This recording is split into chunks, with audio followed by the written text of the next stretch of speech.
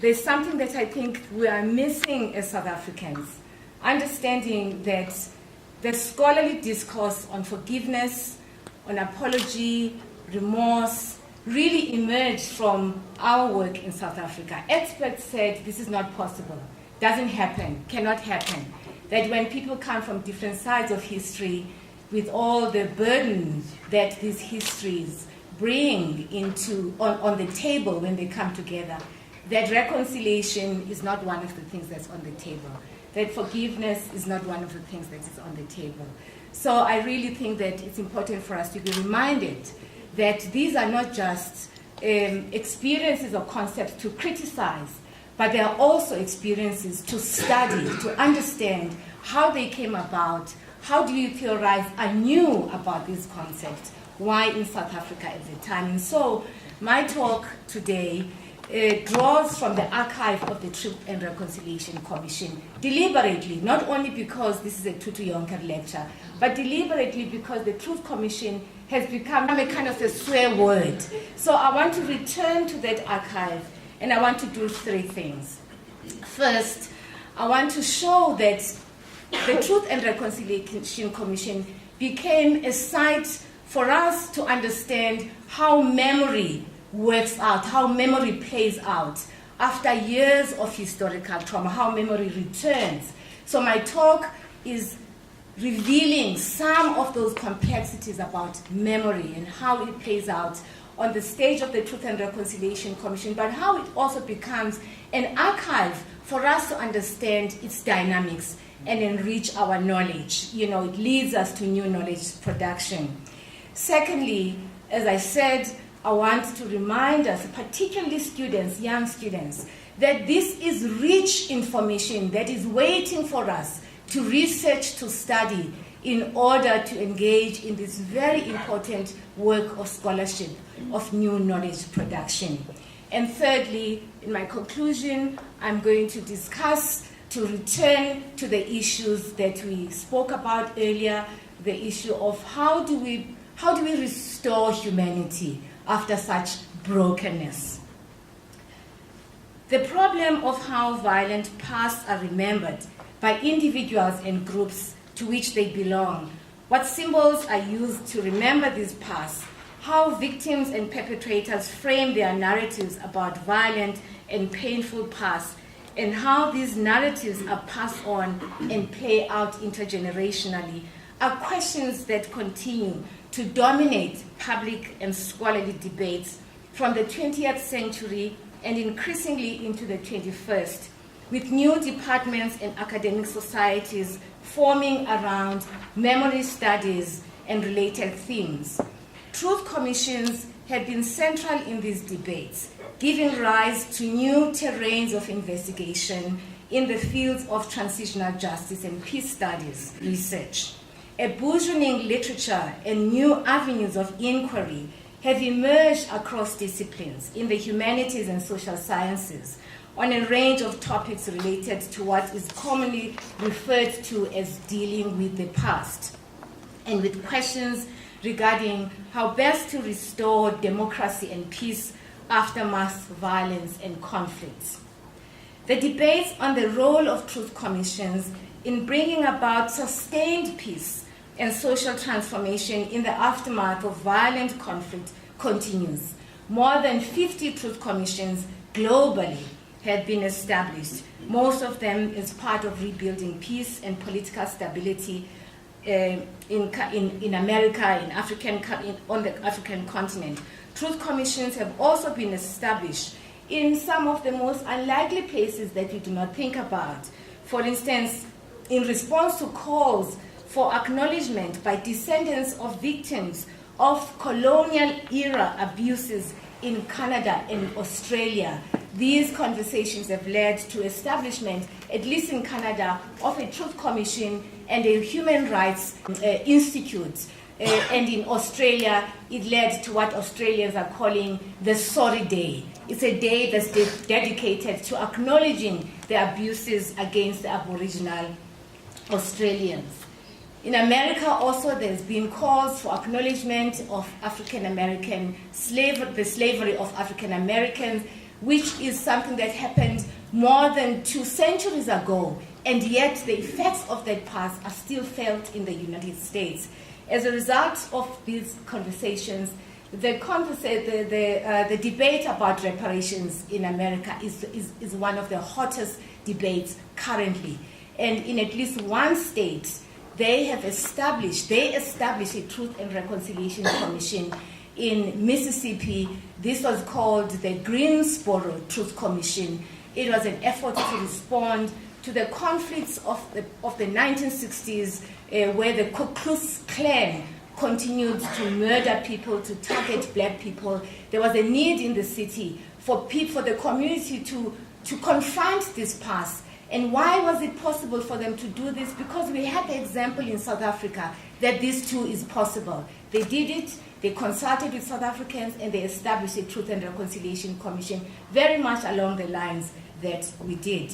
The South African TRC, on which all of these commissions and other processes of restorative justice were modeled, delivered its final report at the end of October 1998. So this year and this month is exactly 20 years after the Truth Commission delivered its final report, and therefore it's appropriate for us to return to this work, to critique it, to understand what went on in the Commission. I won't have time to go into a complex criticism of what's missing with the discourse of reconciliation, but I hope that we can have a conversation and raise those questions afterwards. Part of the reason I'm doing this, I'm returning to the Commission, is that when I started doing my PhD in 1990, in the early 1990s, I think it was 1992, 93, at the University of Cape Town, I was doing work on perpetrators of necklace murders. And because there was no study done, no formal and extensive study that was done on perpetrators available in South Africa, the only really comprehensive work done in this area was work done on perpetrators of the Nazi Holocaust. And this work was housed at Harvard University's Widener Library. So I applied for a scholarship, a fellowship, and went to study, to peruse all these documents, these studies, to understand what scholars are saying about perpetrators of the Nazi Holocaust. And I have to tell you that nowhere in these studies, not a single one of them, talked about forgiveness, about making an apology, about remorse. It was just completely non-existent. And so at the start of that work, this too was my reference point. My work was going to be framed by this scholarly work because that's all I knew. That was the scholarship that I knew. Fortunately, in the midst of my writing up of my work, I was invited, it was in my second year, I was at Harvard, producing these documents and speaking about my work and trying to compare it with what has been done. And I was invited to join the Truth and Reconciliation Commission, which I did in 1995. I suspended my PhD, came back home, and worked on the Truth and Reconciliation. The rest, for some of you who know my work, is history. And so I mention this because scholars, to point out to you that scholars of the Holocaust was a major atrocity in the 20th century. Everyone, both victims and people, were not necessarily in Germany or in the parts of Europe that were affected by Nazi Germany. People started asking questions. How is this possible? How can people, a large majority of a society, simply go along with this crime? How is it that there's so few? There were some, to be sure. There were some young students, for instance, most notably, young group of students who were called the White Rose. They were summarily executed. They tried to protest against Hitler. There were some, in 1.5 hours, their trial was completed and the judgment was passed and they were hanged in 1.5 hours. And so there were people who were studying the trends at the time, asking the important questions. Up till today, the field of trauma, international law, all of these concepts in philosophy about forgiveness, resentment, anger, this field is dominated by studies that reference the Holocaust. why is it that in our own country, our own researchers, emerging researchers, have not engaged with this wealth of information that could be in dialogue with what already has been established? So I want to refer to two female scholars who implore us as people who are involved in protest and struggle against oppression, who implore us to consider the way that we approach protest and the way that we try to change the status quo. They caution us that change should not be mimicking the violence or the ways of what we are trying to fight. Change should rather depart from those ways so that we create something new. In fighting the past, we must build something new. One of these women scholars is a black woman, the other one is a Latina. So Bell Hooks implores her comrades in the struggle for recognition. And she asks them to reflect on what black subjectivity is in complicated times when we are involved in the height of our struggles against oppression and we are trying to gain acknowledgement and recognition. Quote, how do we create an oppositional worldview, a consciousness, an identity, a standpoint that exists not only as that struggle which only just opposes dehumanization, but as that movement which enables creative, expansive self-actualization, close quote. Gloria Anzaldúa addresses the question of how we move from a place of oppression and disempowerment to a new consciousness. She is critical of an approach to change and transformation that adopts methods similar to what one is trying to dismantle, what she calls a counterstance against colonialism. That is, a kind of inversion of roles of oppressed and oppressor. In other words, an approach to the project of decolonization that adopts the same standards as those of the oppressor.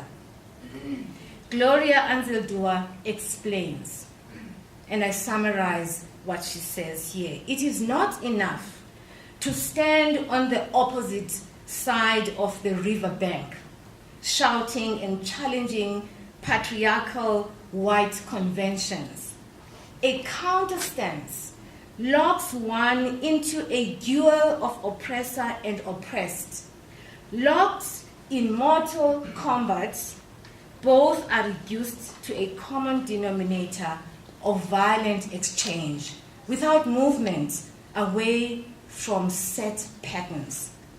The counterstance refutes the dominant culture's views and beliefs, and for this is proudly defiant. However, all reaction is limited by and is dependent on what it is reacting against. In other words, the gaze is constantly on what one is fighting to the extent that one forgets that one wants to change what one is fighting. One becomes what one is fighting. A counterstance stems from a problem with cultural domination, but it is not a new way of life. If the goal is to create something new, a new consciousness, we will have to disengage from the dominant culture and cross the border into a wholly new and separate territory. The possibilities are numerous once we decide to act and to pursue new avenues of inquiry. And choosing this area of work, the archive of the Truth and Reconciliation Commission, is in a way an attempt to venture into a new area of investigation, really a call to doing something about all of these complicated questions about our past, our present, the conflicts and tensions between us, into something much more creative so that we can better understand, starting with the information that is there available for us. So I want now to say very briefly something about the importance of narratives and storytelling, because all of this work is really about narratives and storytelling.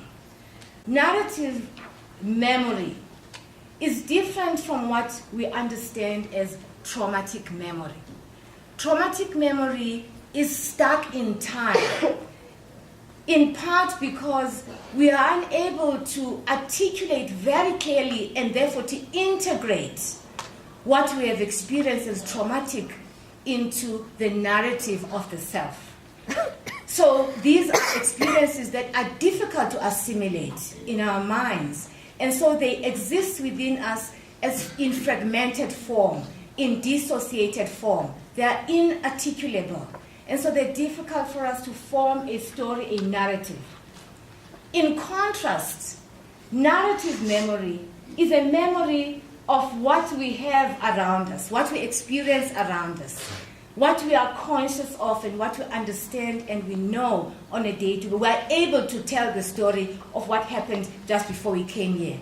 It becomes the story of who we are. Our narratives are our identities, and our identities are profoundly disrupted by traumatic experiences because it breaks the flow of narrative.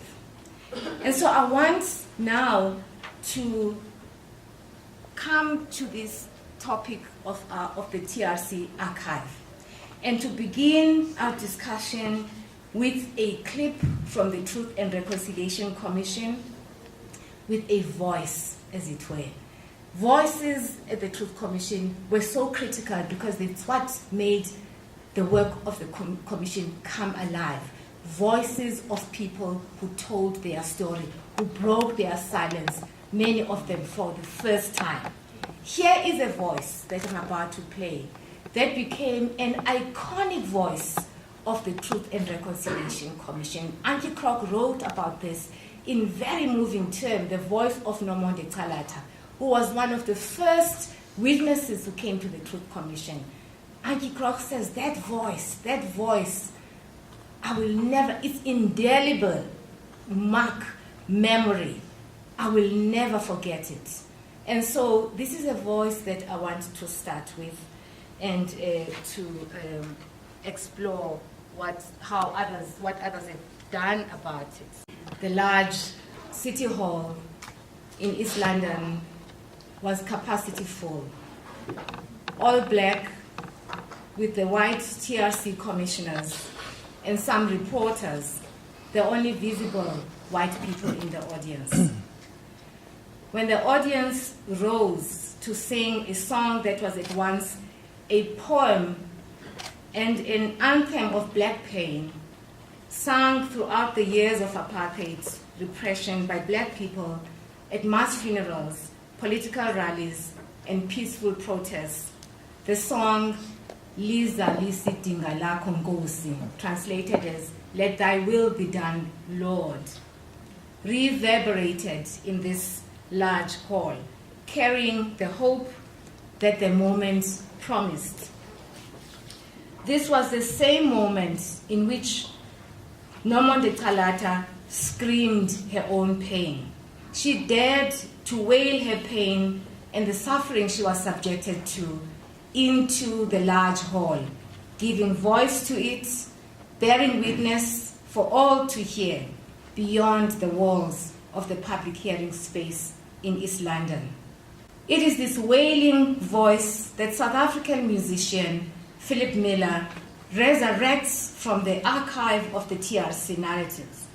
The music cry that I played earlier now. One of South Africa's celebrated soloists whom you heard, Sibongile Khumalo's iconic voice, then picks up Mrs. Talata's crying voice and represents it through her magnificent and electrifying mezzo-soprano. Later in the song, there's several other voices that represent perpetrators, bystanders, and so on, male, female voices, and so on.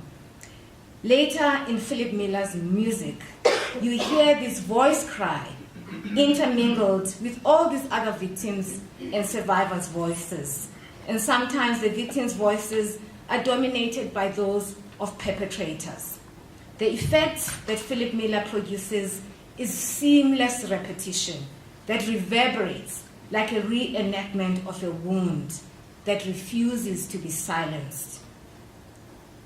History playing itself out, confronting the audience with the reality of the fact of the living memory of this past.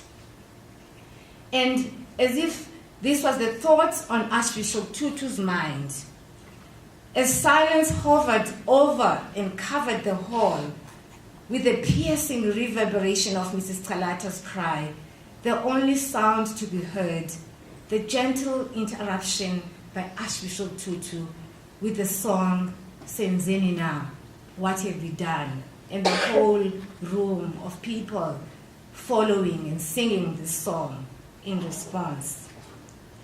What Have We Done? Itself a wailing cry of black pain brought together 2 generations of struggle for dignity and human rights, the struggle against humiliation, Archbishop Tutu's voice and the voices of the people who were testifying. The song spoke to the collective memory of trauma and pain, reenacted here in this scene that seems to carry the narrative through the silence of words as well as through the body. When trauma has been experienced collectively by a group, its disruptive effects are shared collectively by the group and affect the group's sense of identity.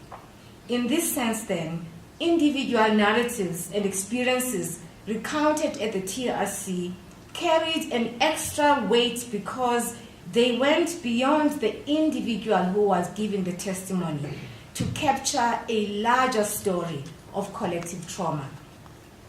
This is a confrontation with an oppressive, dehumanizing past that has relevance not only for the oppressed and their descendants, but also for the oppressor and implicated others.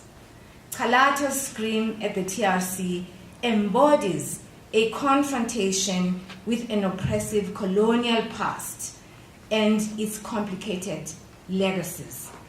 The piercing scream seemed to shatter the magnificent walls of the East London City Hall, a structure built in colonial times to celebrate Queen Victoria's Diamond Jubilee, a building that housed memorial plaques for some of the fallen British soldiers who were fighting Afrikaners during the war in South Africa. It seemed to me that Nomonde's cry and wail was capturing in a symbolic way the cries of so many people who had suffered on this land, so much history, so much pain, so many traumas, that the voice of the cry was in a symbolic way connecting us to all of the colonial past with all of its violations and violence against a range of people, not just black people. Her movement of body thrown back as she let out this scream was an expression of anger. At the same time, it was an expression of pain, screamed at this past that goes back several generations. But her use of her voice and body in this way reclaims a sense of agency to confront this violent history and to expose those responsible for her irreparable loss. This is what Bell Hooks refers to when she writes about black subjectivity. It is about creating a new subjectivity. The subjectivity of the past under oppression is the subjectivity of dehumanization. This is a subjectivity that says, I am here. Look at me, hear me, see my pain, react, respond to it. This is the new subjectivity of humanizing victims. For Nomonde Talata, reclaiming her sense of agency is realized by a disruption of and an undoing of the denial and oppression of her identity as a black woman and wife of an anti-apartheid activist. Objectified in so many ways as the racial and sexual other in order to legitimate the colonial and apartheid order, her testimony shifts the gaze from the object of oppression to shine the light on the depravity of the perpetrators. This is a powerful stance, this stance of turning the spotlight away from the pain of the victim and suffering of the victim towards the doer of the deed. It's a stance that unsettles the vision that associates goodness with all things that were white in the past, and savagery with blackness, and all things that are black and that are violated and dehumanized. A similar move is reflected in the artist Ken Gonzalez Day's project that he titled Erased Lynching. Now I'm drawing from this archive again of the American slavery to demonstrate again, this is a way of illustrating how these archives are used. Here it's used by an artist. Just this year, this exhibition is, as we speak, exhibited at the Smithsonian, an archive of slavery. What he's done, this is the original photograph that everyone knows. I've cut it off so that it's not as shocking as it is. What he's done, he calls it erased lynching. He has removed the picture, and the series invites the viewer to cast the gaze not on the victims of the lynchings, but rather on the spectators of the crime. You see these people here, these are the same people. So the purpose here of the art exhibition is to confront the perpetrator, the doer of the deed. This forces us as viewers and as listeners to these stories to reflect on the extreme depravity of these spectators and to ponder about the conditions of a society that perpetuates such acts of dehumanization. It also forces us to reflect on our own actions when we step into the shoes of the perpetrator and do the same thing that we are fighting. In other words, the idea is not simply to raise the flag about the pain of victimhood, but rather to remind us that someone did this thing, other people did this thing. Let us look at how it is possible that these people did these things. Far from denial of history, this erasure is not an erasure of history, but it is rather inviting the imaginary at these sites of the crime and presents us with the potent evidence that confronts us with the question, who are these people responsible for dehumanization of fellow human beings? Where are they now? What do they tell their children? What narratives are passed on down the line as a result of what narratives they tell about themselves and about this past? This remains, even for us here in South Africa, an urgent question of our time. It is a question posed by Tony Yengeni at the Truth and Reconciliation Commission. It was one of the most dramatic moments of the TRC. Tony Yengeni, anti-apartheid activist who suffered severe torture and detention, faced Jeffrey Benzine, the most feared police torturer in the Western Cape. The dramatic testimony was about asking the man who tortured him to show how he did it. We were all stunned at the Truth and Reconciliation Commission when he suggested that Jeffrey Benzine must demonstrate to the audience how he did it, how he brought him almost near his death, and he was confronting him with this question: what kind of a person are you? What kind of a person is this that draws people, strangles people, and draws people almost close to their deaths? And Jeffrey Benzine answered, he was by now, very tearful, very emotional, and he was answering the question. I have myself asked that question many times before. What kind of a man uses a method like this, one called the wetbag method? Now,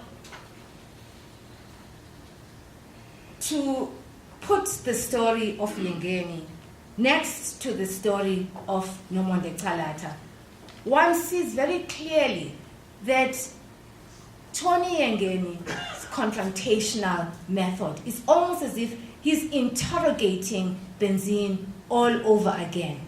If you were in the room, you would witness the turning of the table. The victim was tortured, now becoming the interrogator. And this worries me about this example. It worries many of us. But it's not enough to just say it worries us. We've got to go beyond to understand what is going on here. It seems to me that Yengeni is working through his own trauma. For him, it's a way of taking out his trauma and put it out there so that he can work through it, he can see it, take it out of his system. It's an effort, in other words, to integrate the story of this past. And this, too, is a way victims try to deal with the past. The irony, of course, is that sometimes when victims engage in these kinds of actions that seem to repeat the interrogation or the violence of the past, the stepping into the shoes of the perpetrator, the irony is that it becomes a repetition of that violence. It's the cycles of violation rolling over and over again. And this is something that we expect to happen, but it's something that we have to understand in order to learn ways of dealing with it. Psychologically, we understand that victims, the feeling of disempowerment, when you are tortured and you suffer so much pain, you lose all power. You lose a sense of who you are. And this is not a pleasant place to be. And so when victims step into the shoes of perpetrators and become the doer of these deeds, they are taking on the identity of the violator or of the aggressor.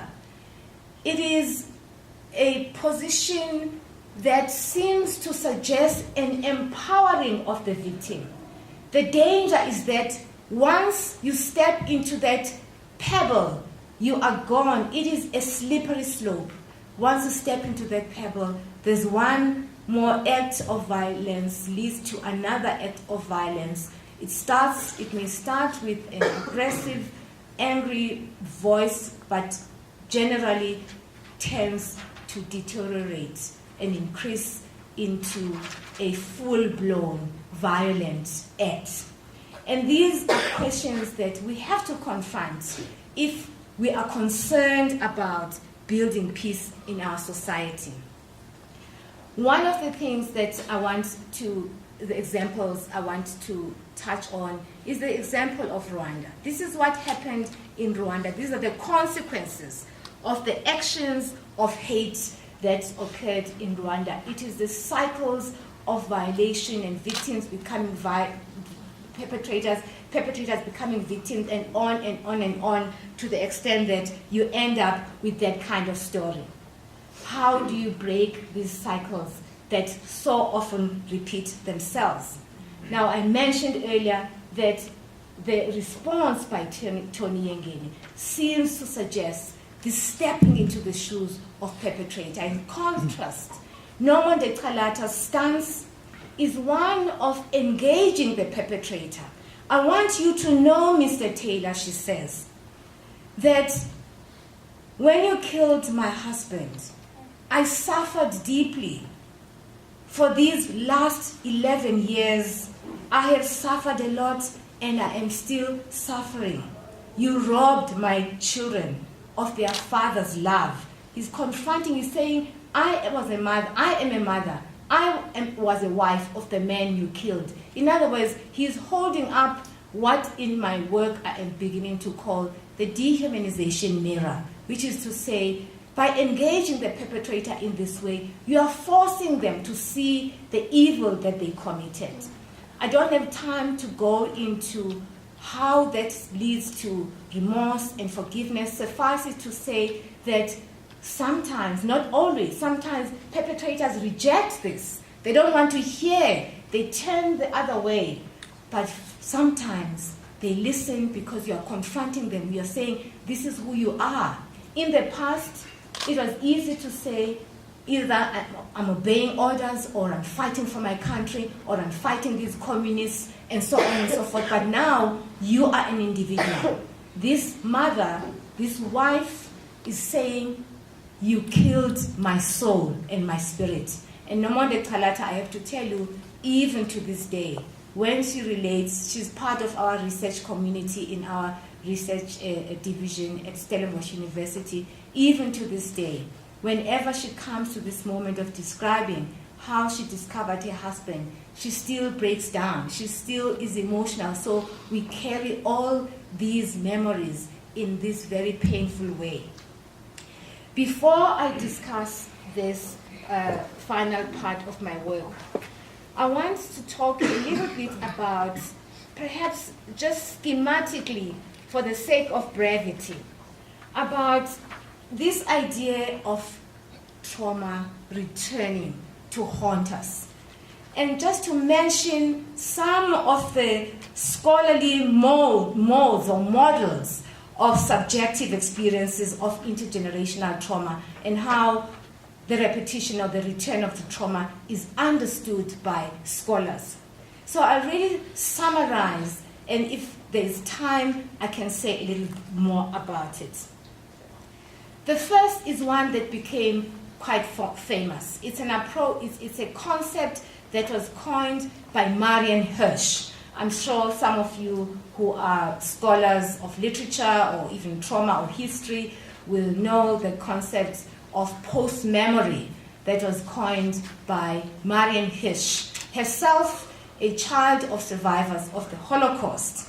She argues that the memories, the return of trauma at the level of the second generation should be recognized as a post-memory, because the second generation, young people like yourselves, did not experience the Holocaust directly. Their quote-unquote memories of the trauma are not their own memories. They've gleaned these experiences from parents, from family members telling the stories, and sometimes from even silences.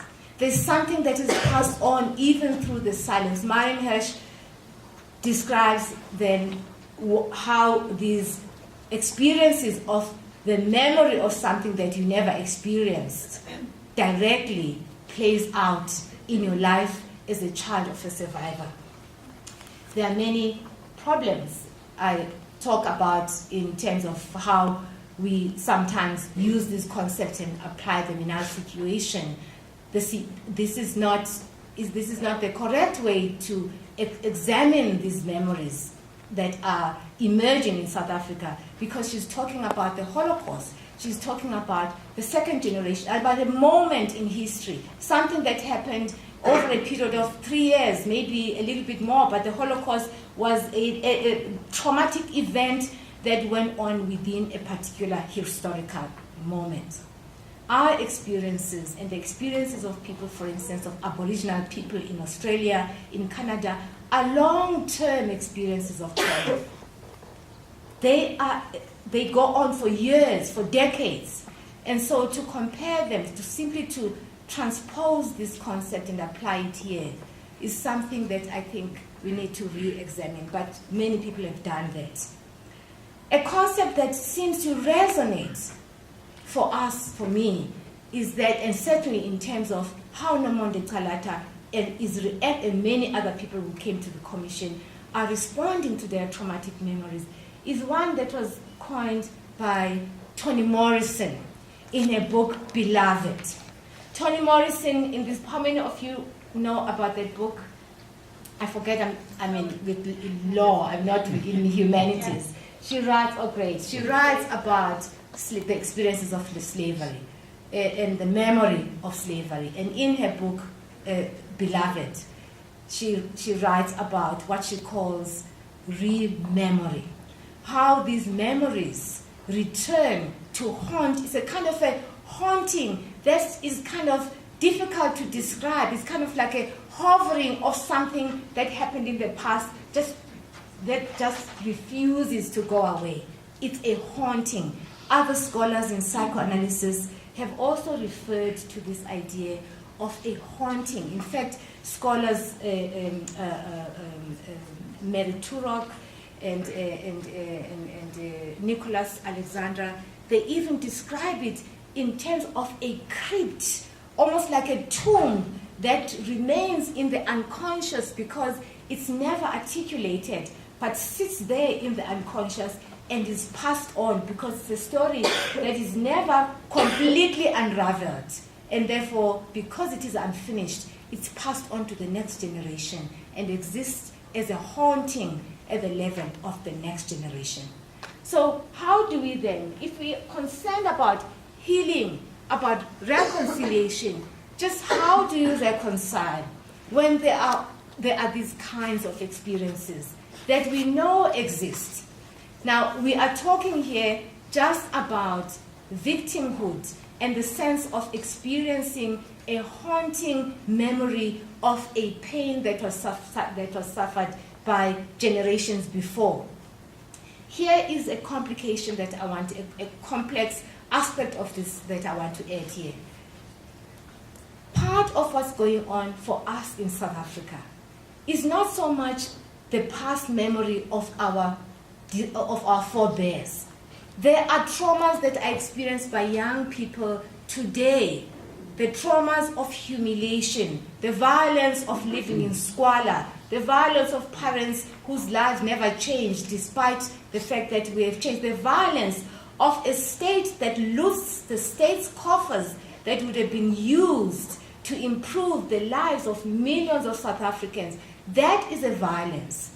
And I really feel very strongly that unless we begin to call these violation, gross human rights violation, it is going to be simply glossing over these kinds of stories through a Zondo commission with people saying, no, it didn't happen like that, this is how it happened. We need to name it for what it is. It is a gross violation of human rights. Many young people we have interviewed in a study that we're doing in Cape Town on transgenerational trauma, this is exactly what they are telling us. They are talking about a feeling of betrayal, that while there was a sense of hope that something will change, but their lives have not changed. That's on the one hand. On the other hand, because as a result of this feeling of disempowerment, so many of these students enter into these universities that are now open to all students with the help of support of fees and free education. They enter these spaces, and while they understood their sense of depravity, they come to these institutions and they discover that they sit close to, they sit in proximity with privilege, and it exacerbates their awareness of their own poverty. In other words, we also have to think about some of the challenges that we are facing as a result of the proximity, that proximity of students who come from backgrounds that are disadvantaged, that are disempowered, that have not been given resources into these spaces. They encounter privilege and see just how poor they are. That throws them off and disrupts their sense of identity. And that becomes an additional layer of anger about who they are, about what the world around them presents them, about the other who is privileged and comes to these spaces with privilege. And so it's a complex set of factors that we have to think about when we think about the question, how do we then speak about what Archbishop Tutu and Tutu-Jonker lived the reconciliation that has become a kind of a leitmotif for our process of transformation in South Africa. We also have to ask the question, what's missing in this discourse of reconciliation? If we accept, or at least if you consider some of what I've just said in terms of the traumas of the past being a haunting that is carried on into this future, as well as the current traumas of the feeling of humiliation and the complexity of knowing that you're supposed to belong here, but somehow there is a disconnect. You don't belong. And all these things happening to one person, or at least to a group of people, what it means to exist, to be you, what subjectivity means as a person who is carrying all of this stuff. I want to propose that in the face of all of this complexity, one of the approaches we must take is to accept that these pasts are irreparable, that the past that we are carrying, we are burdened with, whether we are descendants from people who benefited from it or descendants of victims who suffered from it, that past is a burden we are carrying. It is irreparably. How do we repair it? We repair it by first understanding its impact. The notion that we should move on and forget the past is very mischievous. That cannot happen at all. These pasts haunt, they are constantly there. Not only that, there is also the present that yields or breeds its own set of factors in the lives of people who are carrying these pasts. And so this notion, this is now, again, I'm testing this notion.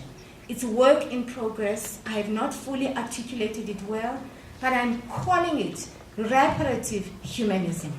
I've written a bit about it, but I have yet to expand and actually to articulate what it means.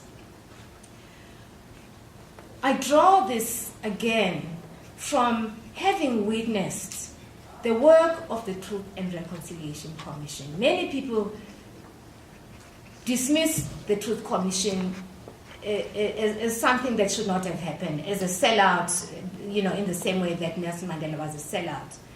But we should ask ourselves, why are we here? What could we have done in order to be here? By we, I mean all of us in all our diversity. How is it that we are here? I am now stepping into a new era in terms of my relationship with my trauma. I am stepping into a new era, one that is going to help me work through this idea of the reparative. It's a concept that comes from a scholar, a psychoanalytic scholar, Melanie Klein, who argues that in our childhood, perhaps to say first that, remember at the beginning I talked about how our stories are narrated lives. Our lives are narrated lives. We narrate who we are is who we were, our parents, our relationships, the way that we were brought up. These are our stories, and these stories are internalized. They become part of our internal world, the term we use in psychology. So Melanie Klein, this scholar, says, as we grow up, there's so many people, particularly those who are close to us, who offend us. They make us angry. Sometimes we want to kill them in a symbolic way. We are angry, we want to murder them. Because now she says, that feeling of wanting to murder, wanting to kill, that anger, at some point within yourself, you feel a kind of a sadness that you have felt these feelings about wanting to destroy the person who loves you for what they did to you, whether they denied, they didn't give you what you wanted or whatever it is. But she argues that as we develop, as we grow older, this story that we carry of us being angry, but at the same time feeling sad and wanting to undo the anger, not wanting to hurt the other, that we want to repair, because even if it is symbolic, that feeling that I want to hurt, I want to destroy, I want my mother, to break her leg so she can't walk, all these kind of wishes, quote unquote wishes, for bad or ill to happen on our loved ones. We now want to undo those wishes in our mind. We feel sad, we feel pain, and we feel you want to repair that wound you caused the other, even if it's not an actual wound. So she refers to the injunction towards the reparative. And so I use this language as a way of framing, a response to the question, how do we become human again after so much tragedy? After so much that has happened in our country, how do we restore wholeness? And so as I say, this is work in progress. And I draw this notion from having witnessed how people coming from different sides of history come together at the Truth and Reconciliation Commission to express remorse, to apologize deeply, for the other person to feel the sense of apology. Some people say, how do you forgive and how do you apologize for killing another person? And this is a valid question. I asked that question myself when I started this work. The first time women at the Truth Commission spoke about forgiving Eugene de Kock, I couldn't believe it. I wanted to understand, did he do something that was kind of a performance of an apology rather than a true apology? Do the women understand what they are doing? Remember, I'd come from that scholarly tradition that suggested that this is not possible. And so I was governed very much by that.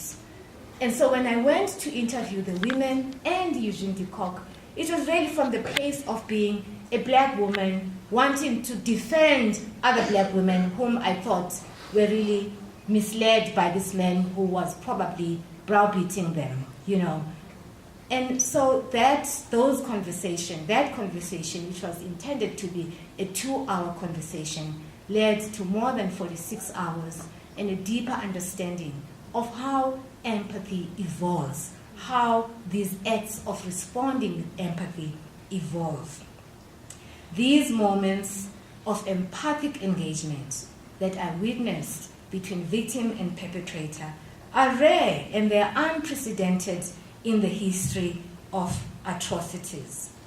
We are not simply present to provide containment for the other when we truly listen to the other.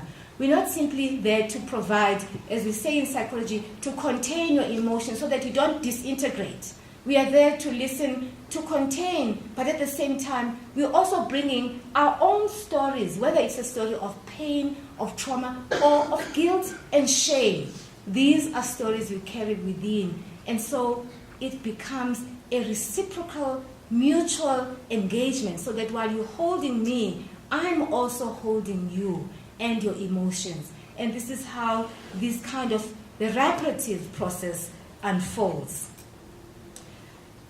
And so I want to end then with a reference again to these crimes against humanity, whether they happen in Rwanda or in South Africa or in Cambodia, that when this unfolds, this kind of connection to the other happens, the kind of, what Frantz Fanon refers to in his writing is to touch the other, to feel the other. When he talks about, this is what happens with decolonization, but let's invite one another to touch the other, to feel the other.